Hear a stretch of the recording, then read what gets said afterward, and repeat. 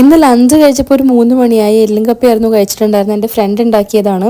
കല്ലു എല്ലും കപ്പ ആദ്യമായിട്ടാണ് കഴിക്കുന്നത്. കാരണം എൻ്റെ അമ്മ അങ്ങനെ എല്ലും കപ്പ ഉണ്ടാക്കാറില്ല. അത് കഴിഞ്ഞൊരു മൂവിയൊക്കെ കണ്ടതിന് ശേഷം ഞങ്ങൾ ഓർത്തു ഡിന്നർ എന്നാൽ പിന്നെ പുറത്തുനിന്ന് ആക്കാമെന്ന്. അപ്പോൾ എവിടെ പോകുന്ന ആലോചിച്ചപ്പോഴത്തേനും കുമ്പളം പുട്ടുകടയിൽ പോയാലോ എന്നൊരു ആലോചന വന്നു. കാരണം ഞാൻ ലാസ്റ്റ് പോകുന്നൊരു 2 ഇയേഴ്സ് മുന്നെയാണ്. അങ്ങനെ ഞങ്ങളൊരു 10:30 ഇറങ്ങിയപ്പോൾ പെരിയ പെരിയ കാട് താണ്ടി പെരിയ പെരിയ മലയൊക്കെ താണ്ടി ഞങ്ങൾ ഊടുവഴിയിലൂടെ പൊയ്ക്കൊണ്ടിരിക്കുകയായിരുന്നു. അതിൻ്റെ ഇടയ്ക്കൊരു പൂച്ചക്കുട്ടീനെ വണ്ടി ഇടിച്ചു. അതിനെ രക്ഷിക്കാൻ പറ്റാത്തതിൻ്റെ വിഷമമാണ് കല്ലുവിൻ്റെ മുഖത്തുള്ളത്.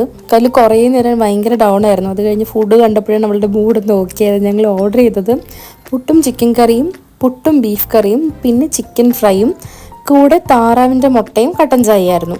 എനിക്ക് ഫുഡിൻ്റെ ടേസ്റ്റ് ഒരു ആവറേജ് ആയിട്ടാണ് തോന്നിയത്. പണ്ട് കുറച്ചുകൂടെ ടേസ്റ്റ് ഉണ്ടായിരുന്നു, പക്ഷെ കുഴപ്പമില്ല, ടേസ്റ്റൊക്കെ ഉണ്ട്. പക്ഷെ ഒരു ആവറേജ്, അങ്ങനെ ഹൈപ്പിനുള്ളതൊന്നുമില്ല.